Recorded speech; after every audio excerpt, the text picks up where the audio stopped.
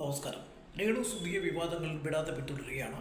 ദുബായിലെ ഹോട്ടൽ ശൃംഖലയുടെ പ്രമോഷണത്തിന് വേണ്ടി പോയവർ കുടിച്ചു കൂത്താടി പോലീസിന്റെ പിടിയിലായെന്നാണ് പുതിയ കിംവദന്തി.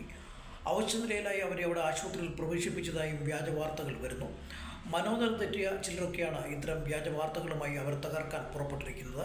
ഹോട്ടലിൽ അവർ മറ്റു പെൺകുട്ടികൾക്കൊപ്പം ഡാൻസ് ചെയ്യുന്ന വീഡിയോകൾ പുറത്തു വന്നിരുന്നു. നടി ഉർവശി ചെയ്ത ഡാൻസ് ഹോട്ടലിലെ നിരവധി കുടുംബ പ്രേക്ഷകർക്ക് മുമ്പിൽ അവർ വീണ്ടും അവതരിപ്പിക്കുകയും ചെയ്തു.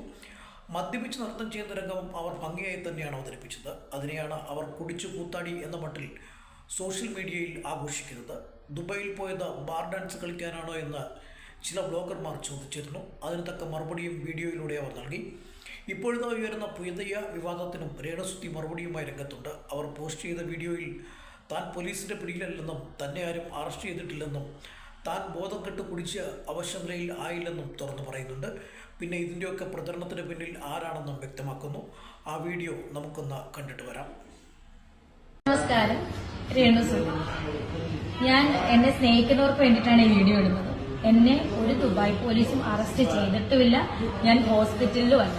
കുറെ വിവാദ ആൾക്കാർ ബാക്കി കുറെ ഇങ്ങനെ നട്ടാ കുറയ്ക്കാത്ത കുരിക്കാത്ത കുറെ എണ്ണം ഇറങ്ങിയിട്ടുണ്ട് എനിക്ക് വേണ്ടിയിട്ട് എതിരെ വീഡിയോ ഇടാൻ. അവരുടെ പേര് പോലും ഞാൻ പറയാനുള്ള യോഗ്യത അവർക്കില്ല. അതുകൊണ്ട് ഞാൻ പറയണില്ല.